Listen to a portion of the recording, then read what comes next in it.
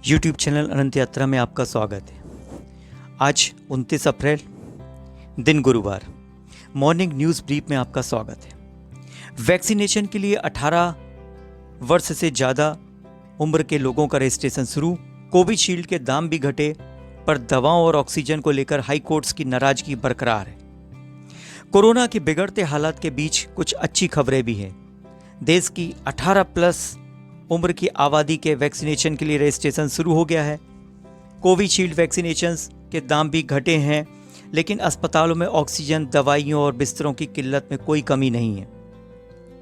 अदालतें इस पर खफा भी हैं। इसके अलावा भी खबरें हैं जो आपके लिए जरूरी हैं। तो चलिए शुरू करते हैं मॉर्निंग न्यूज़ ब्रीफ। सबसे पहले देखते हैं मार्केट क्या कह रहा है। बॉम्बे स्टॉक एक्सचेंज का मार्केट कैप 208.76 लाख करोड़ रुपए रहा। एक्सचेंज पर करीब 57% कंपनियों के शेयरों में बढ़त रही। 3,144 कंपनियों के शेयरों में ट्रेडिंग हुई। इसमें 1,792 कंपनियों के शेयर बढ़े और 1,173 कंपनियों के शेयर में गिरावट दर्ज की गई। आज कुछ ऐसे इवेंट थे जिस पर नजर रहेगी। बंगाल में 8वें और आखिरी फेज की वोटिंग होगी। उत्तर प्रदेश में पंचायत चुनाव के अंतिम चरण के लिए भी मतदान होगा। वहीं दूसरी तरफ केंद्रीय वाणिज्य मंत्री पीयूष गोयल यूरोपियन यूनियन के वाइस प्रेसिडेंट के साथ व्यापार और निवेश पर ऑनलाइन बात करेंगे। आइए अब खबरें देश विदेश की। वयस्क आबादी के रजिस्ट्रेशन की शुरुआत हो गई है, पर क्रैश हो गई वेबसाइट। जी हां, देश में 18 और इससे ज्यादा उम्र के लोगों के वैक्सीनेशन की रजिस्ट्रेशन की बुधवार से शुरुआत हुई। शाम 4 बजे से रजिस्ट्रेशन शुरू होते ही कोविन पोर्टल क्रैश हो गया। लोगों को आरोग्य सेतु और उमंग ऐप पर भी ऐसी ही समस्या का सामना करना पड़ा। हालांकि सरकार का कहना है कि सब कुछ सही था। मीडिया में चल रही ऐसी खबरें गलत हैं। पहले दिन 80 लाख से ज्यादा लोगों ने रजिस्ट्रेशन कराया। 18 वर्ष से अधिक लोगों को वैक्सीनेशन के लिए समस्याएं खड़ी हो रही हैं। कोरोना की दूसरी लहर भयावह है। ऐसे में भारत में 1 मई से कोरोना टीकाकरण का नया अध्याय शुरू होने जा रहा है। अब तक 45 प्लस यानी 45 साल से ज्यादा आयु वालों को ही वैक्सीन लग रही थी, पर 1 मई से 18 वर्ष या उससे अधिक उम्र के लोगों को वैक्सीन लगाने का अभियान जारी हो रहा है। अभियान को लेकर के चिंता थी कि वैक्सीन डोज नहीं है, ऐसे में क्या होगा। ऐसे में 18 प्लस को कैसे वैक्सीन किया जाएगा। पर एक अच्छी खबर यह है कि रूसी वैक्सीन स्पुतनिक 5 ने इस चिंता को दूर कर दिया है और 1 मई से इसके डोज पूरे भारत में लगने शुरू हो जाएंगे। सबसे बड़े वैक्सीनेशन अभियान पर ग्रहण। 3 राज्यों में 1 मई से वैक्सीनेशन नहीं होगा। भारत में चल रहे दुनिया के सबसे बड़े वैक्सीनेशन प्रोग्राम के चौथे और सबसे अहम चरण पर ब्रेक लगता दिख रहा है। 1 मई से सरकार ने देश की करीब 81 करोड़ जनता जो 18 वर्ष या उससे अधिक आबादी को टीका लगाने का ऐलान किया है। इससे पहले ही कोरोना से प्रभावित बड़े राज्यों महाराष्ट्र, राजस्थान और छत्तीसगढ़ ने वैक्सीनेशन टाल दिया है। इन राज्यों ने यह फैसला वैक्सीन डोज की सप्लाई में हो रही देरी की वजह से लिया है। इसी तरह खबर आई है कि 100 रुपए सस्ती होगी Covishield vaccine. Serum institute of India ने बुधवार को कोविशील्ड के दाम घटा दिए हैं। कंपनी के सीईओ अदान पूनावाला ने बुधवार को ट्विटर पर इसकी जानकारी दी। उन्होंने कहा कि राज्यों को 400 रुपए की जगह ये वैक्सीन अब 300 रुपए में दी जाएगी। पूनावाला ने बताया कि इस तरह के फैसले राज्यों को हजारों करोड़ रुपए की बचत कराएंगे। इससे वे ज्यादा से ज्यादा वैक्सीन खरीद सकेंगे और इससे हजारों जिंदगियां बचाई जा सकेंगी। इस बीच गृह मंत्रालय ने अदार पूनावाला को वाई कैटेगरी की सुरक्षा देने का फैसला लिया है।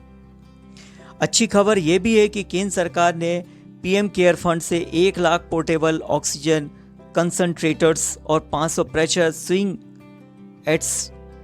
प्रेशर पीएसए ऑक्सीजन प्लांट खरीदने का फैसला किया है। पीएमओ के मुताबिक केंद्र सरकार ने पहले से ही 713 पीएसए प्लांट के ऑर्डर दिए हैं। बुधवार को फिर 500 प्लांट के नए ऑर्डर दिए गए। डीआरडीओ अगले 3 हफ्ते में प्लांट को देश भर में लगाएगा। भारत दुनिया का चौथा देश है जहां 2 लाख से ज्यादा मौतें हो गई हैं। एक दुखद खबर। देश में कोरोना संक्रमण से जान गंवाने वालों का आंकड़ा 2 लाख के पार हो गया है। इसी के साथ भारत दुनिया का चौथा देश हो गया है जहां इस महामारी के चलते 2 लाख से ज़्यादा लोग जान गंवा चुके हैं। अब तक 2,01,165 लोगों की मौत महामारी से हुई है। अमेरिका में अब तक सबसे ज़्यादा 5.87 लाख, ब्राज़ील में 3.95 लाख और मैक्सिको में 2.15 लाख लोगों की मौत हुई है। खबर है कि नाराज दिल्ली हाईकोर्ट ने कहा, लोगों को मरते देखना चाहती है क्या सरकार। देश की राजधानी दिल्ली में कोरोना के बढ़ते मामलों और बदहाल व्यवस्था पर दिल्ली हाईकोर्ट ने बुधवार को सुनवाई हुई। रेमडेसिविर की नई गाइडलाइन पर हाईकोर्ट ने कहा, अब रेमडेसिविर सिर्फ उन्हीं लोगों को दिया जाएगा जो ऑक्सीजन सपोर्ट पर हैं। लगता है प्रोटोकॉल तैयार करते वक्त दिमाग का इस्तेमाल नहीं हुआ। केंद्र ने रेमडेसिविर की कमी का मसला खत्म करने के लिए प्रोटोकॉल बदल दिया है। अगर किसी के पास ऑक्सीजन नहीं है तो उसे रेमडेसिविर भी नहीं मिलेगा। ऐसा लगता है कि सरकार लोगों को मरते हुए देखना चाहती है। ये कोर्ट की तल्ख टिप्पणी है। विधानसभा चुनावों की काउंटिंग के लिए एक नई गाइडलाइन जारी हो गई है। 5 राज्यों में विधानसभा चुनाव के नतीजे 2 मई को आएंगे। इसके पहले चुनाव आयोग ने काउंटिंग हॉल में एंट्री के लिए उम्मीदवारों के लिए 2 शर्तें तय की हैं। इनमें से किसी एक को पूरा करना जरूरी होगा। पहली, कैंडिडेट वैक्सीन के दोनों डोज लगवा चुका हो। दूसरा, कोविड-19 की रिपोर्ट नेगेटिव हो। इससे पहले चुनाव आयोग ने चुनाव नतीजे या चुनाव जीतने पर उसका जश्न मनाने पर रोक लगा दी थी। जैसे ही चुनाव के रिजल्ट आएंगे और जीतने वाला जश्न नहीं मना सकता है। यह भी कहा गया है कि जीत का सर्टिफिकेट लेने कैंडिडेट सिर्फ 2 लोगों के साथ जा सकता है। खबर आईपीएल से। आईपीएल 2021 सीजन के 23वें मैच में चेन्नई सुपर किंग्स ने सनराइजर हैदराबाद को 7 विकेट से हरा दिया।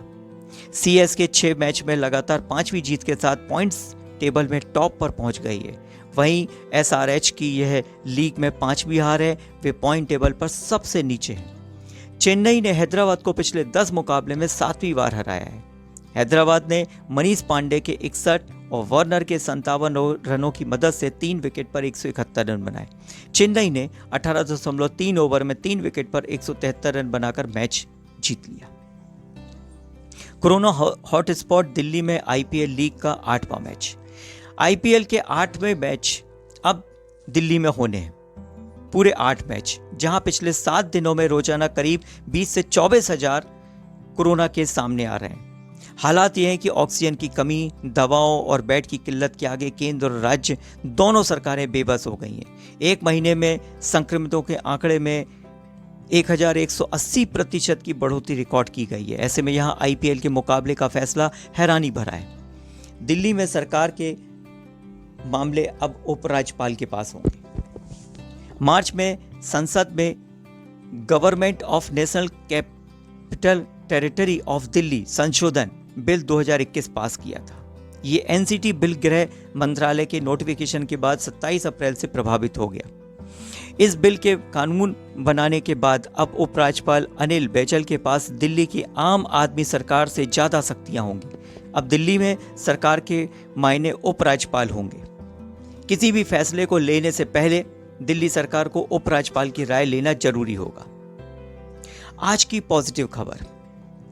दिल्ली के रहने वाले प्रशांत सैनी आईआईएम इंदौर से पास आउट हैं और एक मल्टीनेशनल कंपनी में जॉब करते हैं। उन्होंने जुलाई 2020 में needplasma.in नाम से एक वेबसाइट बनाई और लोगों के लिए प्लाज्मा उपलब्ध कराने का काम शुरू कर दिया। 10 महीने में 500 से ज़्यादा लोगों को इनकी टीम प्लाज्मा दिला चुकी है।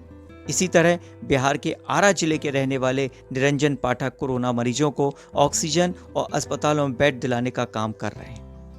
सुर्खियों में आज कुछ और भी आगे रहेगा। जैसे मुकेश अंबानी कंपनी रिलायंस गुजरात के जामनगर में 1000 बेड का अस्थायी अस्पताल बनवा रही है। रविवार तक यहां 400 बेडों की सुविधा शुरू हो चुकी है। देश में ऑक्सीजन की कमी न होने के स्वास्थ्य मंत्री डॉक्टर हर्षवर्धन के दावे पर कांग्रेस नेता पी चिदम्बरम ने सवाल उठाया है। उन्होंने कहा है कि लोगों को ऐसी सरकार के खिलाफ विद्रोह कर देना चाहिए जो भारत के लोगों को मूर्ख समझ रही है। आज की मॉर्निंग न्यूज ब्रीफ में बस इतना ही। इसके साथ ही मुझे आज्ञा दीजिए। धन्यवाद। Subscribe now and press the bell icon. Never miss an update.